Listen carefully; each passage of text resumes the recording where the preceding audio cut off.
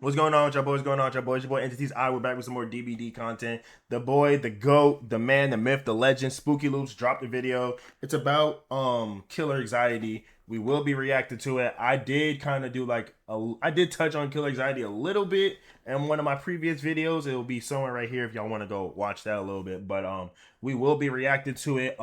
His video that we're reacting to will be in the description below if you want to watch it there too. Make sure to like, comment, subscribe, and we'll get straight into it. And also, one last thing before I stop yapping. I hope y'all had a great 4th of July, and I appreciate everyone that got us to 100 subscribers. Oh, shit. What is up, YouTube? It's SpookyLoopz, and for today's video, we're going to be discussing something very different. This video is not going to be a gimmicky build showcase or a compilation of funny clips. Instead, it's about a topic that, to my surprise, affects a lot more people than I realized. And that topic is a term called killer anxiety. Now, just by hearing me say the words killer anxiety may give you one of two different reactions. One, this is something that you deal with every time you play the role, or two, this is a dumb video and DVD isn't that serious. Regardless of what your initial response may be, this See, now just starting on that part, I will say, so for me personally, I get it. Like some games you could say, oh, it's just a game, go touch grass. Oh, it's just a game, go get off or whatever. But in my personal opinion, if you have to, I hope this makes sense what I'm saying. If you have to get off of a game because it's stressing you out that much, that should tell you something. You know what I'm saying? Like, typically, I'm pretty sure some of y'all can relate. Like, when y'all get home from a hard day's work, school, activities, I don't know, whatever else y'all do, cracking something, getting cracked, whatever. You hop on the game, whether it's DVD or whatever. You hop on the game and you try to chill, you try to relax. You don't get on the game to stress and try to get, in this case, anxiety off of a game that's supposed to make you relax. You know what I'm saying? So I kind of think hearing that phrase, just get off the game, it's DVD, it's not that serious, kind of downplays the whole shtick of the game of DVD just being a game. Does that make sense? I hope it does. problem does in fact exist, and I think deserves more attention than what some people are willing to give. Firstly, what is anxiety? Well, a brief definition is an apprehensive uneasiness or nervousness, usually over an impending or anticipated misfortune. Anxiety affects around 359 million people globally, making it one of the most common mental disorders in the world. And that's the good news. The bad news is it manifests in video games as well. So what does anxiety have to do with a game like Dead by Daylight, and particularly when playing the killer? Now, as I've recently learned over the past few months, there are so many levels to this issue, which we'll go over later, but for now, let's keep it at surface level.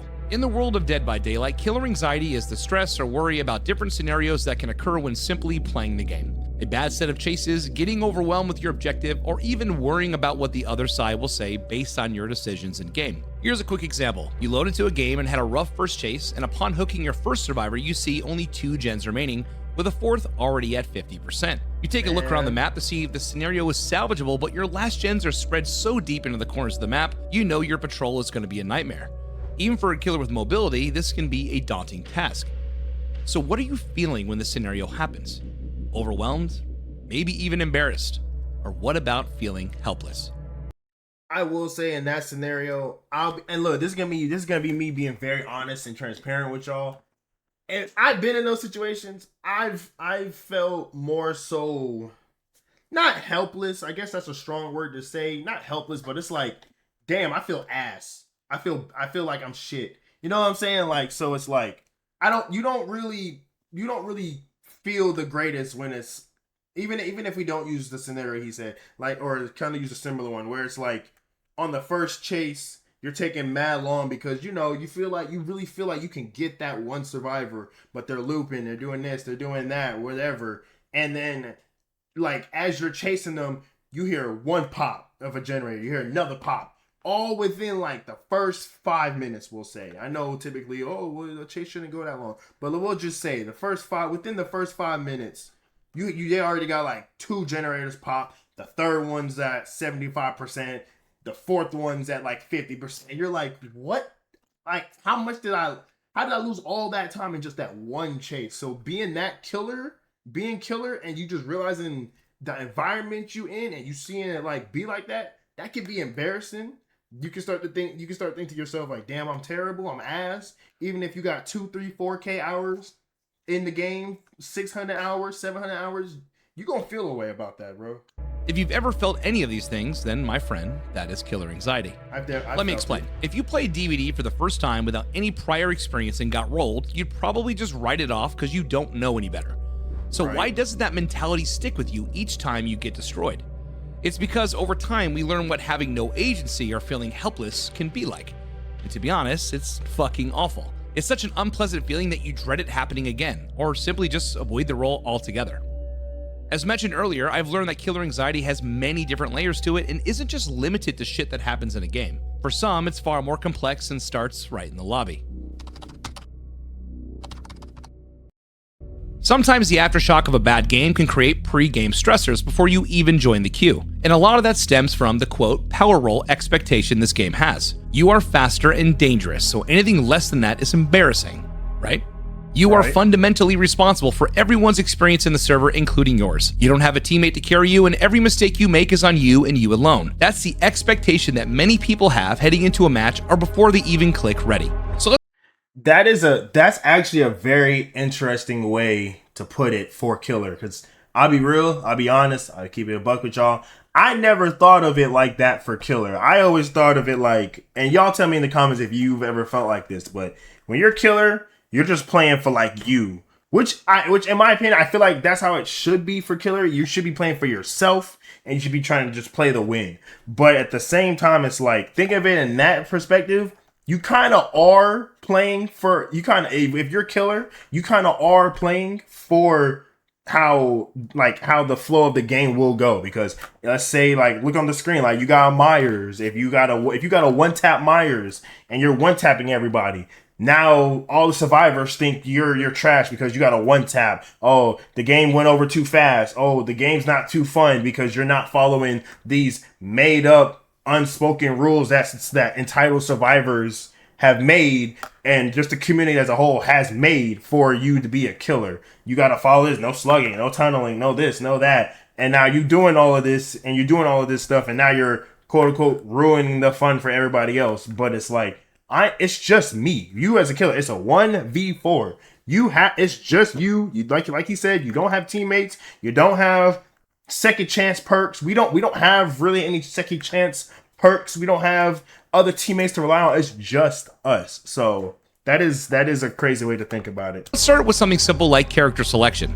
Depending on how some of your previous games have been, I've learned that some people avoid certain killers altogether out of fear for getting flamed for simply existing. Ghoul, Nurse, Legion, etc. And that's a fact. That's a fact. That's such a fact, because boy, do I try my hardest to stay away from Nurse. I've had my homies like tell me in the past, like, oh, you should expand your killer horizon. You should play more than just Chucky or Ghoul or whoever else, you know? And it's like, the Nurse, just because he said that, like, the Nurse is held, I guess it's like another unspoken killer or whatever. She's held at such a high tier, for an example, obviously, such a high tier that when you see a Nurse, you expect her to be able to blink right on top of you and go, mink, pack you up within 5 seconds, end the game in like 2 minutes before the survivors even finish we'll say 2 generators, you know? And it's like, that's not the case. So it's like, I do feel that. I'm a victim of it. I stay far away from Nurse. I've tried to play Nurse. Don't work for me. I can't do it. Maybe just because I haven't tried hard enough, but the Nurse, for me, that's the killer I stay away from. So I do feel that. I get where you come from. God forbid you had a bad game when using them. You had trouble piloting a strong killer and got socially shit on because they were expected to perform to a certain standard. X killer does Y better equals you should have killed everyone. And when you don't, the social impact can resonate so bad that those killers go permanently back on the shelf. So what? And then don't let you have a bad Nurse. Like I said, don't let you have a bad Nurse game. That end game chat, if you play on PC, you gonna hear it. You going to hear it. Like, shit. What is the alternative? For people who have this anxiety, they might exclusively pick mid to low tier killers because it accomplishes 2 things.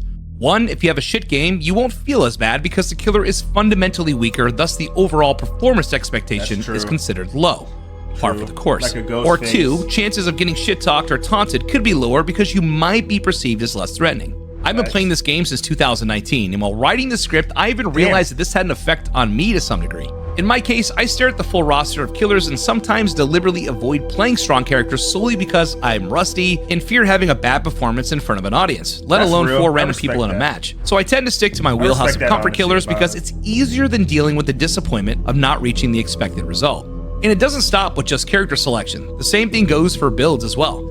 Certain perks have notoriously been perceived in a negative light by the community that you may avoid them entirely. Sure, this perk provides a strong value, but is it worth having an anonymous mode survivor call me a slur for using it? Or I want to experiment with something new, but I don't want to sacrifice my sanity if I can't keep up in the game. The mental gymnastics that some players go through like this is the reason as to why they stay complacent in 2026 DVD. Man, that's another great point. Bro, I can't tell you how many times that I'll be playing killer and I'll actually get, I'll either get messages on PlayStation or under a YouTube comment. I'll get a comment complaining about the perk I'm using. Like if I could find it, I'll probably put it somewhere on this part of the video. But I had a guy literally say he didn't want to watch my video because I had NOED on it as the build. I think it was my Jason Endgame build video, right?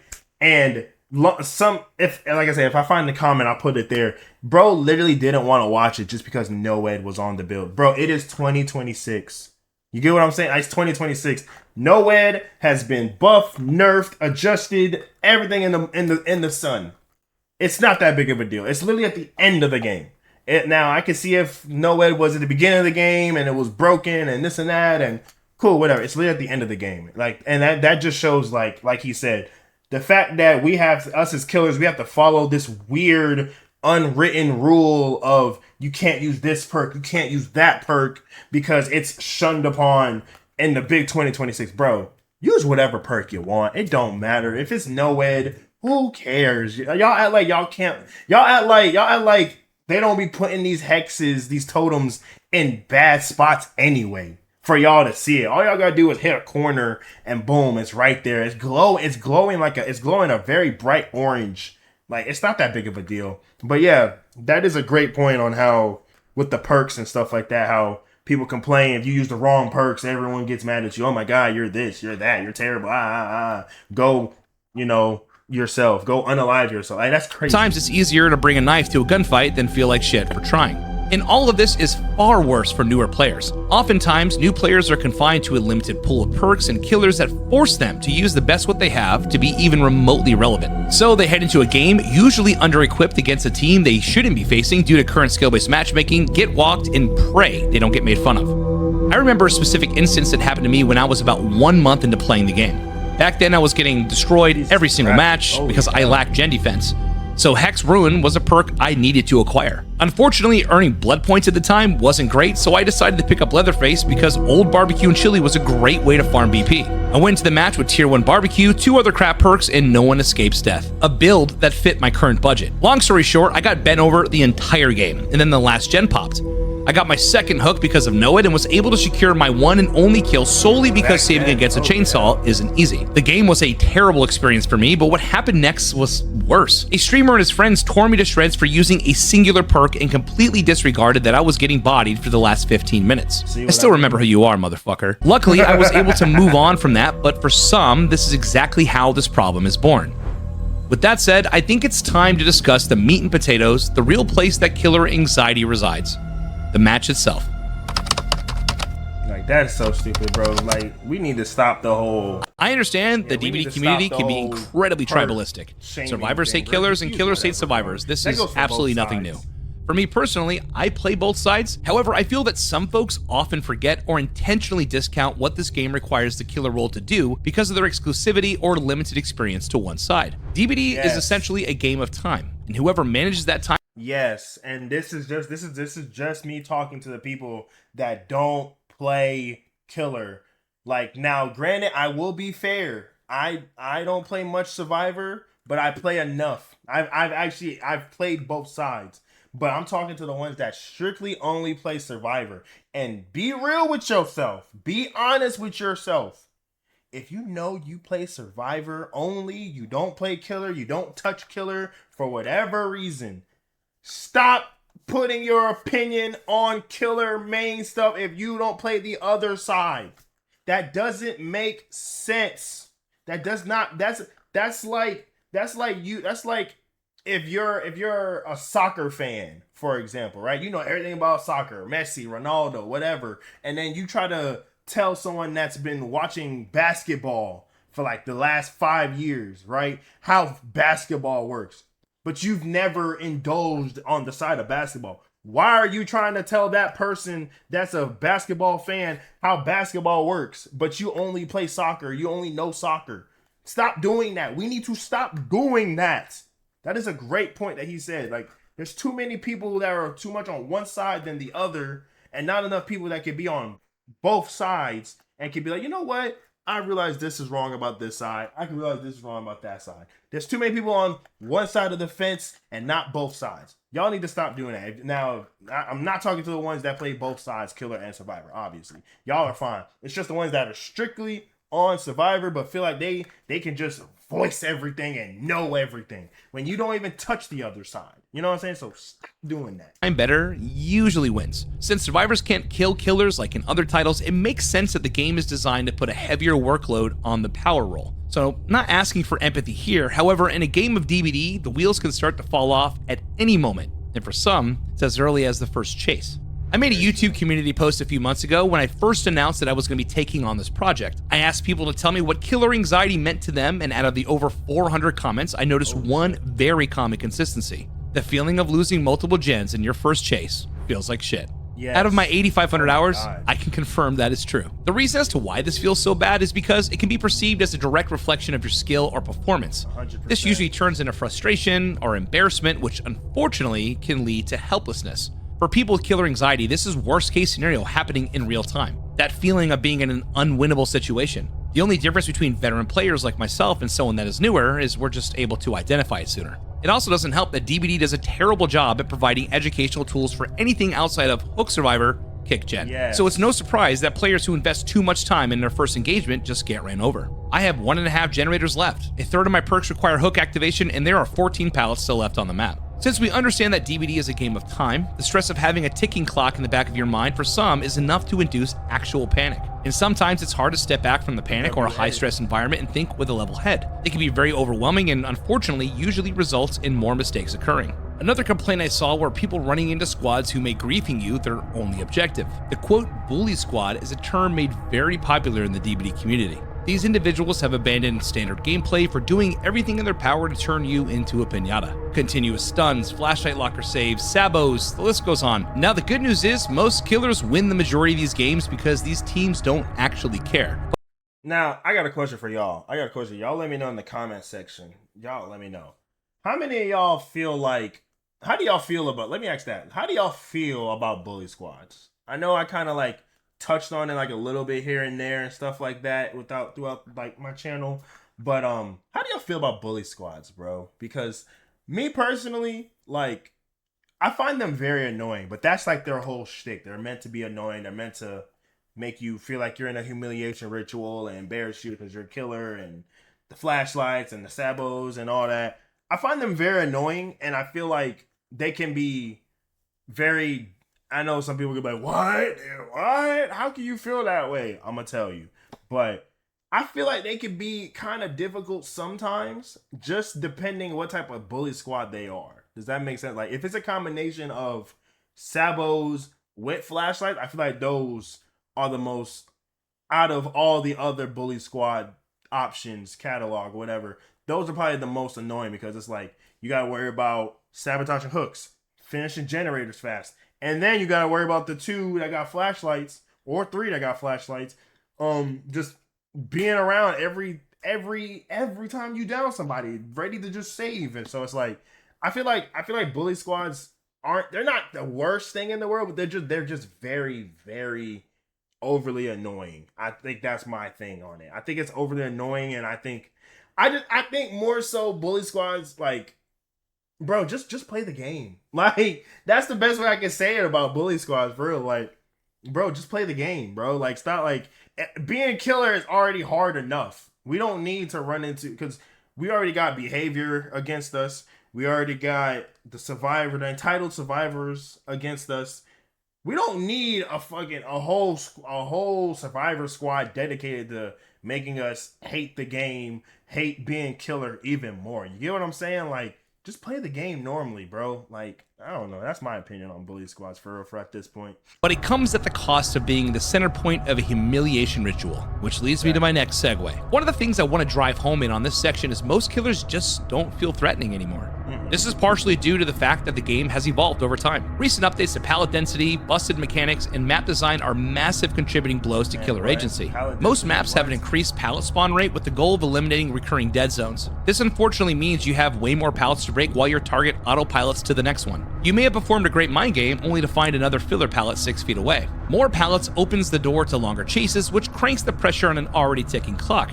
Pair this with somebody who already struggles with macro gameplay, and it's curtains. In recent updates, behavior has increased hook timers, anti-camp measures, longer haste and endurance on unhook, alongside some incredibly strong perks. And all of these affect your agency. The longer a survivor can stay hooked, the more time survivors have to do gens. Securing a hook kill to regain control over the match now comes with a contingency. Too close and they just save themselves. Right. Survivors on hook now have longer endurance and haste. Even if you choose to target the unhooker, more often than not, they're protected because the endurance is weaponized. What about hooking someone during endgame? If a standard 2-person save wasn't difficult enough to defend, adding in a 15-second protected survivor can turn a 1k to nothing in seconds. Literally. Finally got someone on death hook with 1 gen left? Poof. Shoulder the burden. Pressure evaporated. All these things can make the killer go from a monster to cotton ball and plays a huge role in killer anxiety. You might even ask yourself, well, what do I do now? The sad reality is, what can you really do? At any point in the game, if you start feeling your agency unraveling, oftentimes the best strategy is to eliminate a survivor from the match entirely. It's a lot easier to return the ball to your court when you only have 3 survivors to deal with than 4. However, this brings anxious players to yet another fork in the road. Do I tunnel someone out and risk ridicule for my actions in game, or do I play nice and put everyone's enjoyment before mine? Now, there are a decent portion of survivors, mostly the ones with experience, that understand that tunneling or this tactic is used to give the killer an edge and isn't personal. It's the other side that sees this as a cardinal sin because the standard that has been preached for 10 years says so.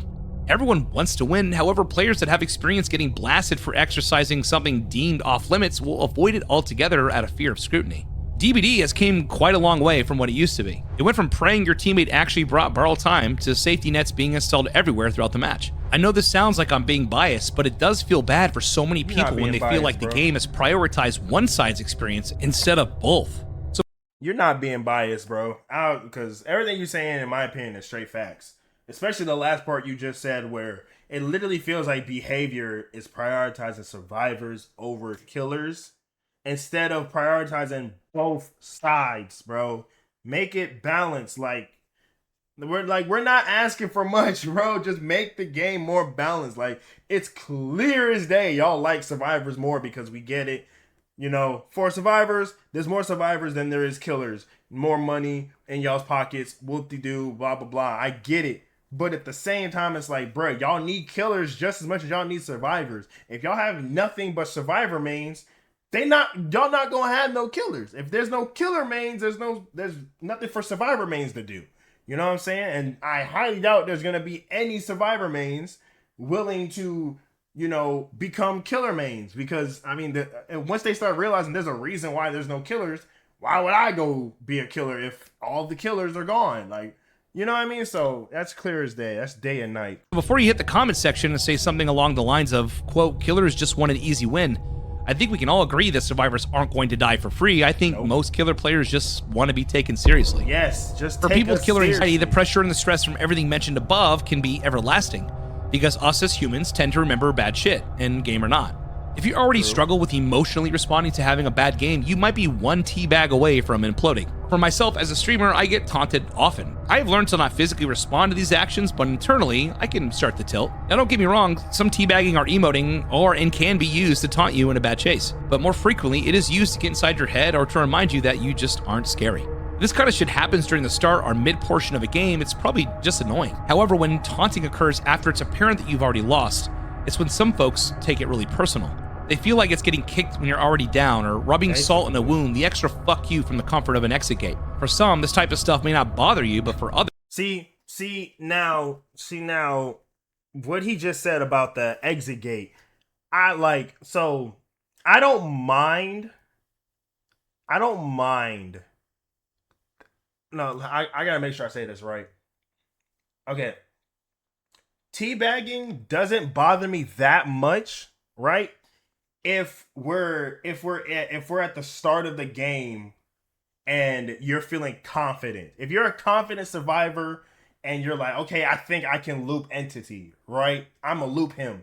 I'm gonna get him, so I'm gonna drop a pallet, hit the teabag, and get him to chase me. That's fine. You're confident. You know, that's a little bit of cockiness, but I'll let it slide under confident, right?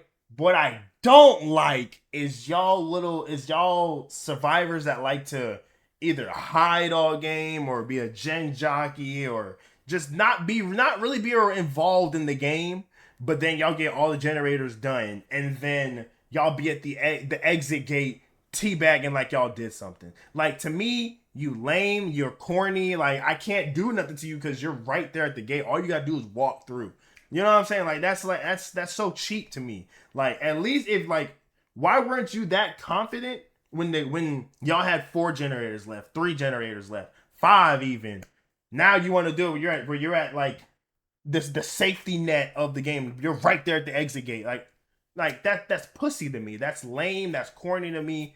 Do it in the middle of the game at least. That lets me know as a killer man, like, oh, you feeling yourself. I respect it. I respect it so much more if y'all were to do it in the middle of the game and not at the end. Like y'all scared. Like y'all like that little brother that's hiding behind their mom, like, ha, and the big brother's getting in trouble for whatever he did, and you're hiding behind the mom, like, that's what y'all look like to me. Like, can't get me because if you hit me, you're just gonna hit me into the exit gate. Like, you're lame, bro. Others can feel almost telegraphed. I lost, so here comes the BM. Something I've always found so interesting about Dead by Daylight is the fact that the killer always has to stick around like they're the host at a party. Since the introduction to the abandon feature, survivors can now DC the old-fashioned way or abandon the match penalty-free if they've been downed, recovered, and downed again. This safeguard was put into place to combat slugging. However, the killer has no option to formally surrender. Sure, you can DC and hopefully close out the lobby before you catch a GG easy on the way out, but the only time the killer can abandon is when no gens have been repaired for 10 minutes. That's crazy. 10. That means scenarios where the last gen pops after a bad game and you just want to move on and go next. You are forced to sit and wait until everyone else decides to leave. To make matters worse, survivors don't even have to open the gate immediately. Server shutdown has a hard cutoff at 60 minutes, meaning sometimes the killer has to force endgame collapse themselves by opening the door, like a bartender ushering a bunch of drunk people out of a bar. For people with killer anxiety, it's sometimes better to stick your face in a corner than watch 4 survivors celebrate your L in an exit gate. Right. Which leads me to our final segment of this video, the endgame. Behavior. Anybody in behavior, if you ever come across this video, bro, give killers the chance to abandon the game, just like how survivors can abandon a damn game, bro. However it is for survivor, let us get that. I'm tired of being stuck in the game and having to literally be at the mercy of survivors waiting for them to walk through the damn exit gate because they want to heal everybody. They want to look back and see if the killer's there and hold the timeout and hold the game hostage. Bro, let me be able to abandon. If they pop all the generators, let me be able to leave and keep my blood points that I did get at that time. Like, come on, man. With no penalty. Now, I understand that this part can be a little different for players who use console, but something that gets most anxious people even more anxious is once the game is over. The actual social interaction. Every single thing that you have worried about, from sitting in the lobby to how you performed or actions you did in game to how the other side perceived you, is now all open for comment. Regardless if you win or lose, if someone wants to be an asshole, they're going to be an asshole. That's just the internet. A lot of the reasons as to why killer anxiety exists is because it's rooted directly to social interaction. One of the biggest branches in the anxiety tree is just being judged. When people have to speak in front of an audience or perform during a critical moment, the reason why they're anxious is not so much the task at hand, it's how people will perceive them if they fail. So when you play a certain way, pick a certain character, bring a certain perk, everything can be villainized depending on who you're playing against. And to people with this anxiety, these comments carry weight. You didn't deserve that win because you brought X. You played in a way I didn't like, so you should jump off a bridge. We won, but I'm still going to make you feel like shit because I can. The list goes on and on. Sometimes these social interactions is the straw that breaks the camel's back, further solidifying anxiety and creating reasons as to why you should fear this happening again. At the end of the day, if someone wants to make you feel bad, they're going to do it. Win or lose, people are just like that. It could be the most normal chill game of DBD in your life and someone will still feel the need to take a swing at you. For instance, this arena hoping my wife and I have more miscarriages because I played the twins. That is crazy. That's absolutely crazy. I don't be on my PC that much to deal with this. I have a little bit, but either way, that's ridiculous. The game ain't that, bro. The DBD ain't that damn serious. The game, to wish miscarriage on anybody, whether it's SpookyLoopz or anybody, killer, survivor, it don't matter. Wishing this is absolutely insane. Whoever you are, you need to get off of this game and go see God. Go to a church. Go repent. Because that's absurd. The game is not that deep. I don't even think I've ever gotten anything that bad before. Like, that's, jeez.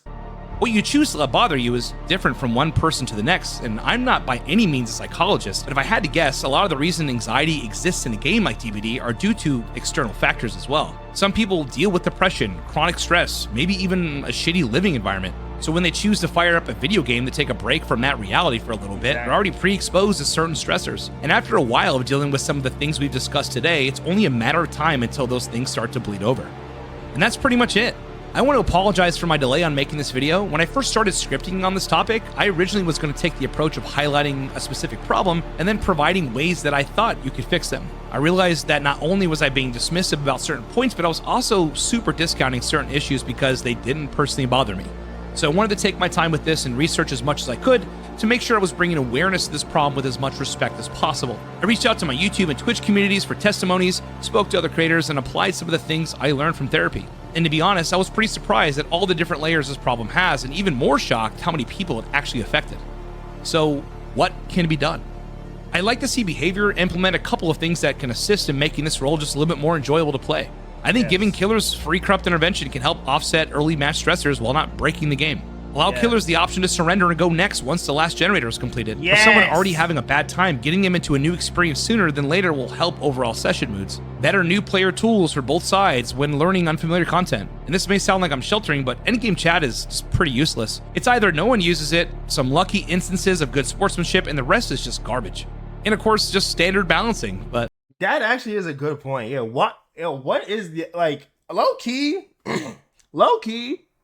there's no need for endgame chat, to be honest. Like, Behavior, what were you thinking with that one? Like, did y'all really think people were gonna be nice in the endgame chat? Y'all thought it was just gonna be a bunch of GGs, well played, GG, good luck next game? Like, what were y'all thinking when y'all did endgame chat? Now that I think about that, now that he says that, 90% of the time, endgame chat is negative. No one's really ever really saying anything nice all the time. What were y'all thinking with that? Like, actually, that's a great question. Yeah, what were y'all thinking, man? Damn. Preaching the choir there. If there's anything you can take away from this video is just remember you're not alone. I play this game for a living and I get shit on all the time. And there are so many more people out there just like you than you realize.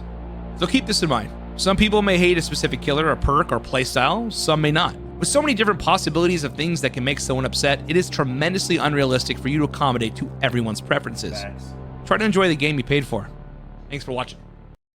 Hey man, W damn video from SpookyLoopz, man. W video. And I'm gonna just say one last thing before I end this video. Kind of like he said, man, to my killer mains out there, bro, if you've made it this far in the video, man, don't let the survivors of Behavior get to you, man. Enjoy the game. Play it how you want to, man. If you want to use NOED, use NOED. If you want to use Lightborn, use Lightborn. Use whatever you want to play. You're playing for your enjoyment. Not nobody else's. Not this team. Not that team. Not this streamer. Not that streamer. You're playing for your enjoyment. You had a hard day at work and you want to play some DBD? Play it how you want to. You know what I'm saying? You just got off a 12-hour shift. You want to hop on some DBD? And you're worried about people saying, "Oh my God, I have NOED or whatever else in my build." They might don't worry about them. Play how you want to play, man. I'm tired of everybody feeling some type of way and feeling so entitled, and they gotta voice themselves and say this is wrong, that's wrong, bro. Just play how you want to, man. Like us killer mates, we gotta stick together, bro. But that's gonna do it. Y'all make sure to like, comment, subscribe. Y'all let me know y'all thoughts and comments in the comment section. Y'all let me know how y'all feel about everything I said. And without further ado, catch you on the next one. Baby, throw the shit back.